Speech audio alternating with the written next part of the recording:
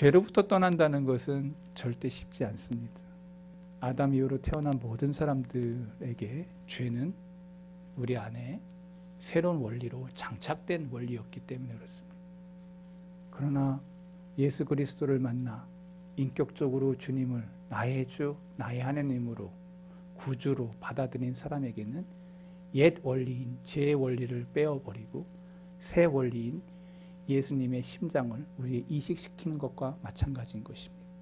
그래서 새로운 원리인 새 인생이 시작된 사람, 죄를 멀리하고 주님을 가까이하고 세상의 것을 멀리하고 하나님의 말씀을 가까이하는 하나님의 사람들로 오늘 저와 여러분들이 변화되어 가고 있는 순례자, 이것이 저와 여러분들이 지금 걷고 있는 이 길입니다.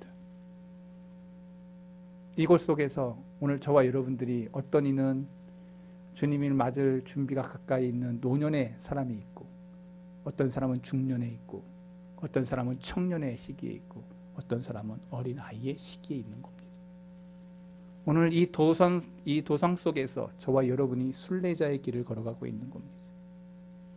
그러하기에 저와 여러분들이 늘 내 삶 속에 거룩이 드러나는 삶을 살아가는 것, 이것이 참 성도의 모습인데, 지난 시간부터 해서 계속해서 6번, 오늘까지 6번의 말씀을 나누면서 주님을 만난 성화하는 사람들에게 나타나는 표시, 증거는 뭐냐? 계속해서 제가 나누고 있습니다. 성화란 주제 가운데서 이 부분은 매우 광범위하고 어려운 부분이지만, 그러나 몇 가지 계속해서 이 성화 속에서 우리가 나타나는 표지, 모습들은 무엇이냐? 성화는 그리스도의 뜻을 행하고 삶을 통해 보여주신 그분의 가르침을 따라 살려고 부단히 애쓰는 것이다. 주님을 따라 부단히 애쓰는, 내 모습 속에 주님의 모습이 새로 적용이 돼서 주님의 모습대로 부단히 살려고 노력하는 삶을 성화의 모습이라고. 그것 없으면 성화하는 사람이 아니라고. 특히 이 가르침은 산상수훈과 사복음서에서 뚜렷하게 드러납니다. 주님의 이 가르침에는 제자들이 어떤 사람이 되어야 하고 어떻게 행해야 하는지에 대해 끊임없이 주님께서 제시해 주셨습니다. 여기 아주 중요한 말은 끊임없이 주님이 3년의 공생애 속에서 끊임없이 제자들에게 너희는 이것을 놓치지 말아야 된다고 말씀해 주셨던 겁니다.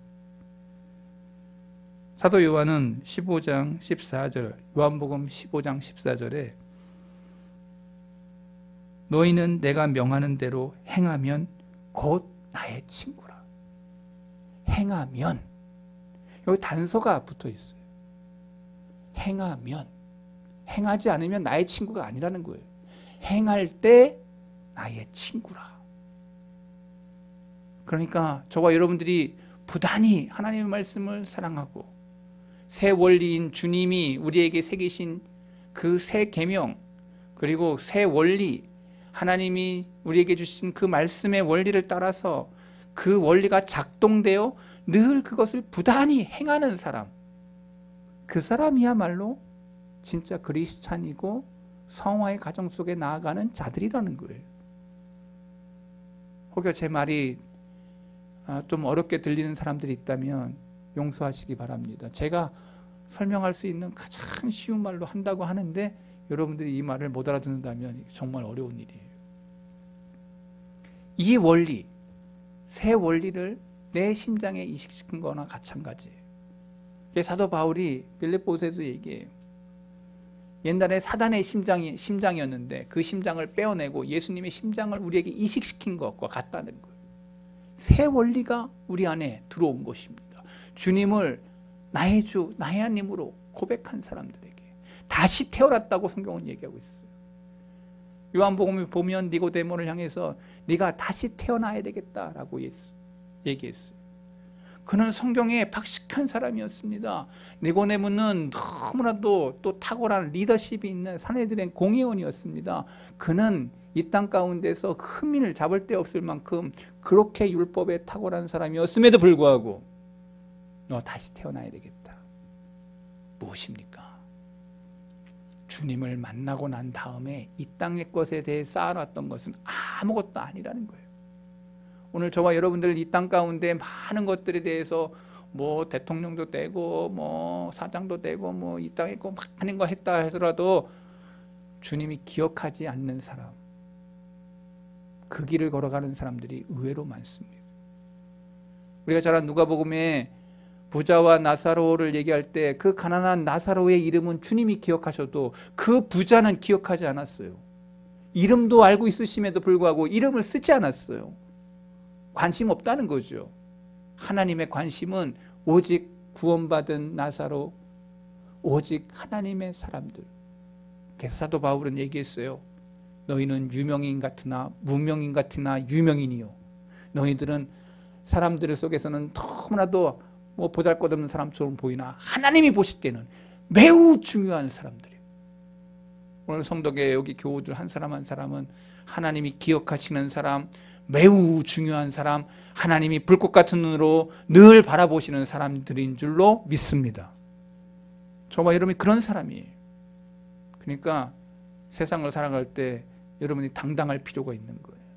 남들은 뭐 애기 아줌마, 뭐 할머니 뭐 이렇게 부를지 몰라도 하나님은 나를 가장 존귀하게 보는 그 사람, 바로 나. 이렇게 해도 별로 프라우드를 안 느끼는 사람들이 있는데 주님이 여러분들을 그렇게 존귀하게 생각하시는 사람이라는 거예요. 믿어지면 아멘. 저와 여러분 그런 사람이에요. 그래서 오늘 성경은 우리에게 부단히 주님의 가르침을 따라 살려고 애쓰는 사람이 진정한 성화의 과정을 거쳐가는 사람들이라. 두 번째는 성화는 사도 바울이 자신의 편지에서 교회 앞에 제시한 표준까지 이르는 삶을 살려고 항상 애쓰는 것이 표준. 다른 말로 말하면 표대. 사도 바울에게 있어서 표지, 표대는 오직 예수 그리스도를 바라보는 표대였습니다. 흐려지지 않았어요. 그가 나이 들었음에도 불구하고, 그는 환경 속에서 감옥 안에 있었음에도 불구하고 그는 예수님을 바라보는 그 표대가 흐려지지 않았다는 거예요. 표대를 바라보는 것을 애썼다는 거예요. 흐려지지 않았어요. 환경이 너무나도 힘들고 어려워도 그 예수님 바라보는 것이 흐려지지 않았어요. 오늘 저와 여러분의 애씀이 바로 그것입니다. 이 땅 가운데 삶 속에서 여러분의 표대를 놓치지 않기를 바랍니다. 많은 사람들이 표대를 놓쳐요. 환경 속에서 표대를 놓칠 때가 많아요. 너무 궁핍해서, 너무 어려워서, 너무 곤란해서.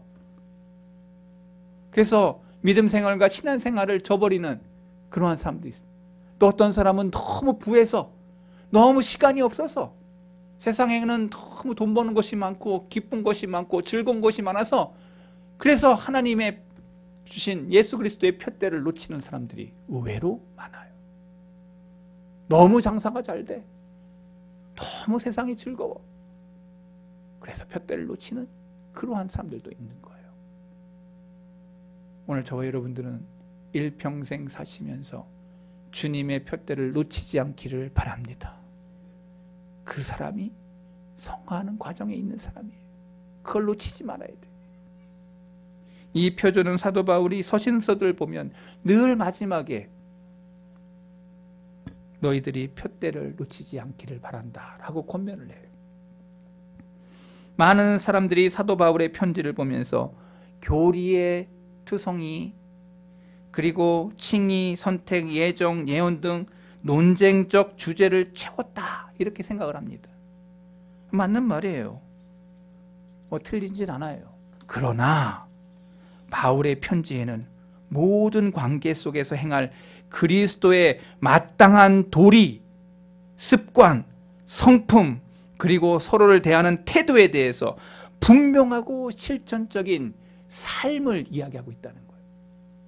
사도 바울이 다른 걸 얘기한 게 아니라 예수 그리스도에 따라가는 삶을, 성도의 삶을 이야기했다는 거예요.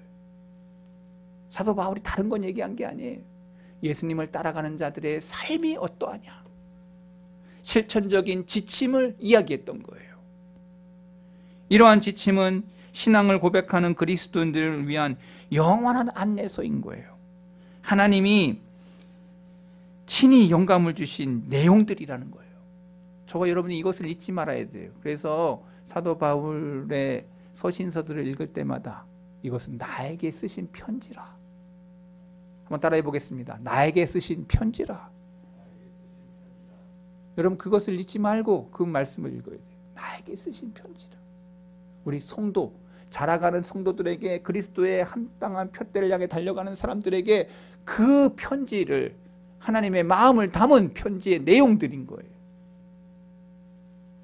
이러한 지침에 주목하지 않는 사람은 참 교인이라고 할 수 없는 거예요. 성화는 또 하나, 우리 주님이 주신 삶을 통해서 너무나 아름답게 보여주신 능동적인 은혜에 대한 관심, 특히 사랑의 은혜에 대한 끊임없는 관심을 가져야 된다는 거예요. 성화하는 사람들에게 주님을 체험적으로 사랑이라고 하는 것을 체험한, 이것이 극대화되는 것, 이것이 성화의 과정 속에 있는 사람들에게 나타나는 모습이라는 거예요. 끊임없이 그의 마음속에 사랑의 원리가 작동되는 사람을 말하는 거예요. 그냥 사랑이 사라지는 게 아니고 샘물처럼 올라오는 그 원리를 가진 사람이라는 거예요. 샘물은 자꾸 풀면 샘물이 나와요. 풀면 풀수록 계속 새로운 것이, 새로운 물이 올라와요. 예수 그리스도는 바로 샘의 원리인 것입니다. 파면 팔수록 새로운 능력, 새로운 사랑의 능력, 새로운 은혜의 능력, 아멘. 저와 여러분들이 이런 것이 올라와야 돼요. 요한복음 13장 14절, 새 계명을 너희에게 주노니 서로 사랑하라. 내가 너희를 사랑한 것 같이 너희도 서로 사랑하라. 너희가 서로 사랑하면 이로써 모든 사람이 너희가 내 제자인 줄 알리라. 사랑하는 그것을 보면, 야, 너가 내 제자구나. 거꾸로 얘기하면 어떨까요? 사랑이 없는 미움으로 다가가고 있다면 그 사람은 누구의 제자냐? 마귀의 제자인 겁니다. 맨날 싸운다고 하면 그거는 마귀의 제자인 겁니다. 맨날 시기하고 질투하면 마귀의 제자인 것입니다. 주님을 그렇게 따랐던 요한은 이 말씀을 주면서 너희에게 새 원리인 사랑의 원리가 늘 너희를 지배하도록 만들라는 거예요. 사람을 보면 볼수록 사랑하는 사람이 자꾸 이게 넘쳐나는 사람이 있습니다. 보면 자꾸 주고 싶고 자꾸 사랑하고 싶은 그런 거 안 생기면 여러분이 잘못된 원리가 아직도 남아 있는 거라는 거죠. 오늘 아침에 제가 저기 현관에서 들어와서 조그만 아이가 손을 흔들면서 목사님 안녕하세요 라고 얘기를 해요. 누군가 자세히 봤더니 헨이에요. 목사님 반가워요. 아우, 제가 그냥 막 확 녹아버렸어요. 이제 우리 딸내미도 커가지고 이제 그런 거 안 하지만은 애들 때 이렇게 보면 그냥 막 그렇게 귀여운 거. 그냥 사랑스러운 거예요. 그냥 사랑스러운 거. 이거 어떻게 말로 표현해? 지금부터 한 8달 전인가요? 제 생일날 우리 아이가 베스킨 라빈스를 이렇게 한 통을 사다 놓고 그 앞에서 어린아이 같이 찬양을 하면서 아빠 좋아하는 찬양을 하나 부르는 거죠. 이렇게 신이 나가지고 찬양을 하는데 징그럽기도 하지만 너무나도 사랑스러운 딸이 아빠를 위해서 그렇게 애교를 부리는 그 모습 속에 제 마음이 확 녹아버리는 거예요. 뭐죠? 사랑. 사랑인 거예요. 사랑은 자꾸 사랑하게 되면 자꾸 사랑이 넘쳐. 우리 성도의 모든 교우들이 사랑에 감격이 있는, 사랑에 푹 빠진, 사랑의 은혜가 흐르는, 아멘. 여러분, 우리가 그럴 때 그 사람을 성화하고 있는 사람이라. 성화하고 있는 사람이라. 성화된 사람은 이 세상에 선하게 살려고 노력합니다. 사랑하며 살려고 노력합니다. 주변 모든 사람들에게 행복을 더해주고 슬픔을 덜해주려고 애씁니다. 모든 사람에게 친절과 사랑으로 대하고 주님을 닮으려고 노력합니다. 상을 당한 자들에게 찾아가서 손에 손을 잡고 자기의 아픔인 것처럼 위로하고, 부잣돈 뭐 이런 게 뭐 이렇게 장례에 나서 돈 하는 그런 게 중요한 게 아니고, 진짜 가서 그 사람의 손을 잡고 위로하는, 진짜 또 축복해주는. 근데 요새 세상은 너무 메말라져서 돈이 가야 사랑이 꼽힌 것처럼 이야기하는, 본질이 바뀌었어요.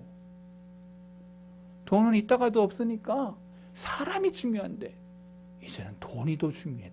사람 많아도 돼. 이제는 결혼식 할 때도 보면은 사람 많아도 돼. 축의금만 보내면 된대. 세상 참 이상해졌습니다. 한번 따라하겠습니다. 사람이 중요합니다.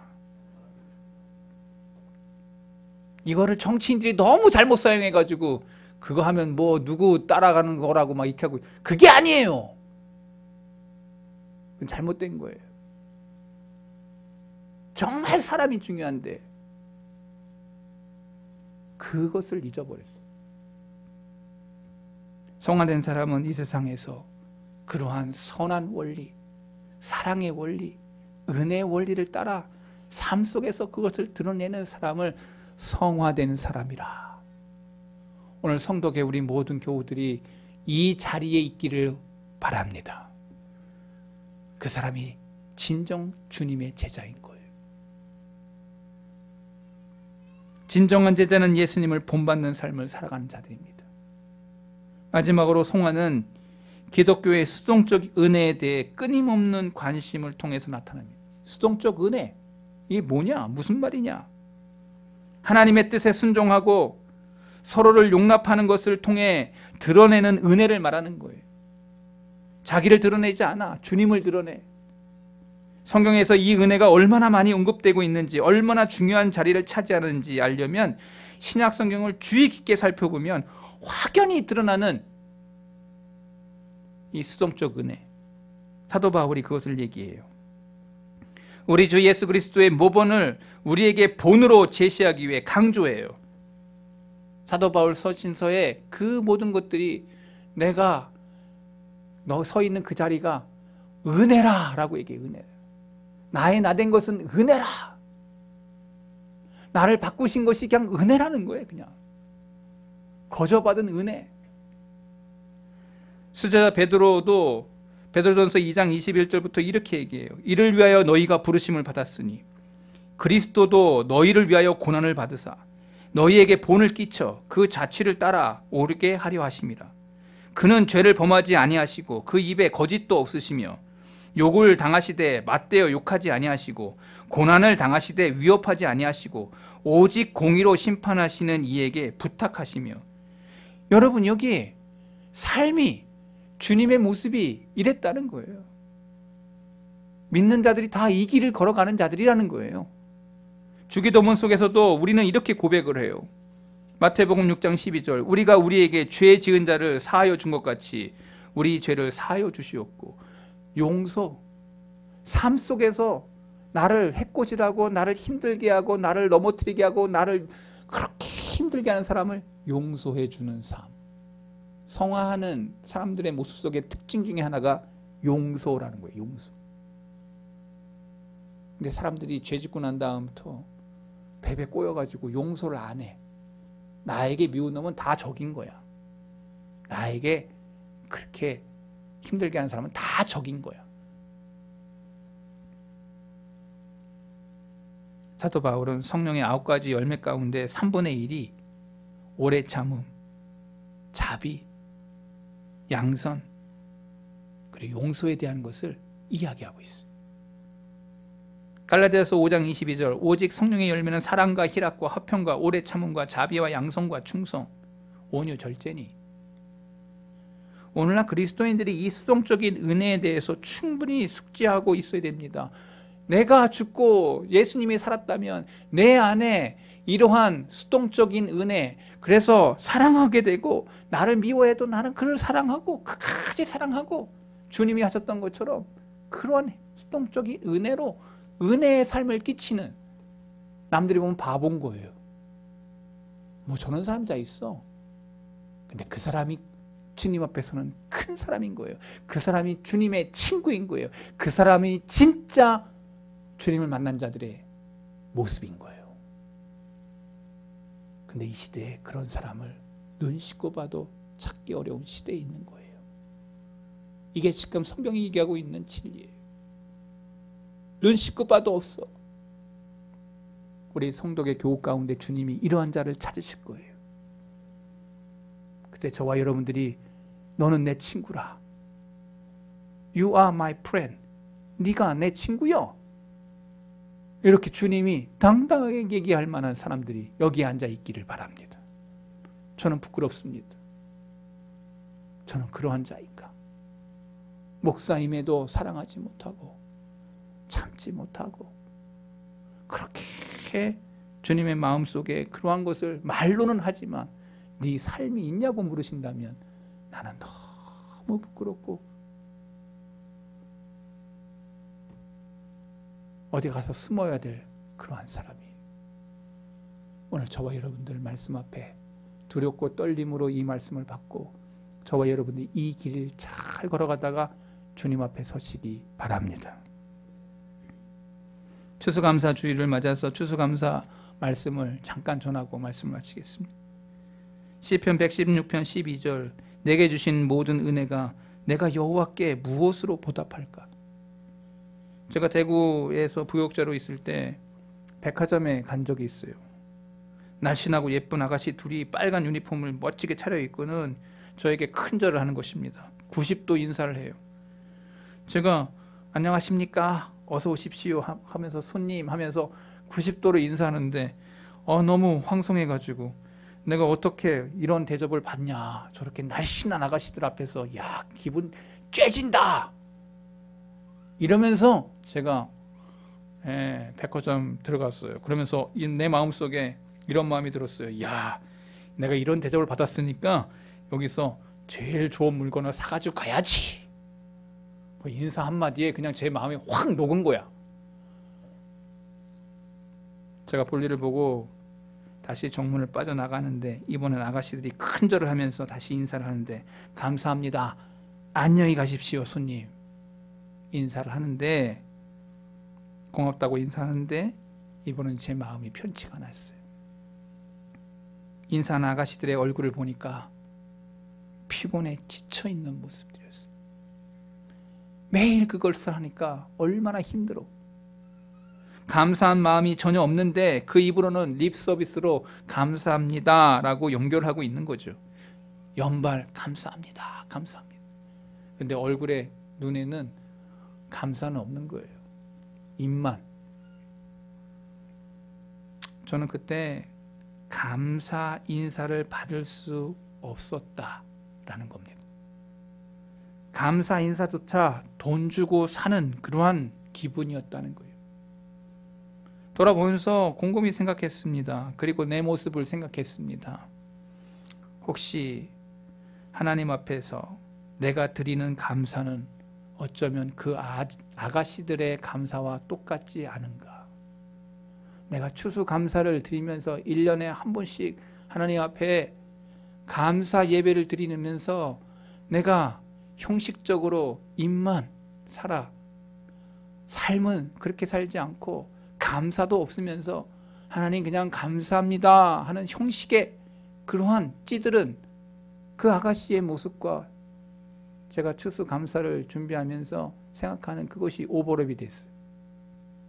혹시 지금 내 기분처럼 내가 드리는 감사에 주님은 식상해하지 않으실까? 말씀을 따라 감사하면서 살아가는 그러한 성도의 모습을 기대했던 하나님 앞에 내 모습은 감사가 없는 알맹이 없는 쭉쟁이의 그러한 삶으로 그렇게 추수감사 예배를 드리고 있는 건 아닌가? 이 아가씨들의 감사 인사를 하라고 명령을 받았기 때문에 순종하는 마음으로 감사는 하지만 정말 감사하기 때문에 감사한 것이 아니라는 거예요. 우리 그리스도인들은 성경은 뭐라고 얘기합니까? 범사에 감사하라. 범사에 감사하라. 이 말씀 앞에서 정말 내가 그렇게 하나님 앞에 감사의 생활을 했냐? 오늘 본문에 시편 기자가 12절에 내게 주신 모든 은혜를 내가 여호와께 무엇으로 보답할까? 보은의 은혜 너무 감사해서 내가 하나님 어떻게 내가 갚아드릴까요? 보답할까요? 우린 여기서 내게 주신 모든 은혜라는 말에 주목할 필요가 있습니다. 시인은 하나님께서 자신에게 베풀어 주신 은혜를 분명히 깨닫고 있어요. 조목조목 기억하고 있어요. 내가 아버지, 엄마 그 사랑에 주님을 통해서 경건한 부모님 밑에 자라게 된 거에 대한 조목조목 하나하나 생각할 때마다 다 감사가 있는 이 시인은 그것을 깨달은 거예요. 그래서 뭐라고 얘기하는 거 아니? 내게 주신 모든 은혜, 내게 주신 지금 현장 속에 있는 그 모든 것이 다 감사였다는 거예요. 다 은혜였다는 거예요. 오늘 성도계 우리 모든 교우들이 하나님 앞에서 이러한 내게 주신 은혜가 너무 감사해. 갚을 길 없어. 주님만 생각하면 울컥울컥 감사해. 그러한 마음이 든다면 그 사람은 진짜 감사하는 마음으로 서 있는 성도일 것입니다. 내 중심에 베풀어 주신 은혜를 기억하고 감사할 때 그 감사는 진정한 감사일 거예요. 깨달음이 되게 중요합니다. 저는 생각했습니다. 부모님이 필요할 때 부모님의 그 기품을 깨닫게 될 때 부모님 너무나도 감사한 분이다라는 것을 깨닫게 될 때 여러분 그 깨달음이라는 게 되게 중요한 것이죠. 말씀을 묵상하면서 저와 여러분들이 오늘 감사에 대한 추수감사라를 마치면서 저와 여러분에도 이러한 깨달음이 있기를 바랍니다. 내게 주신 모든 것이 감사.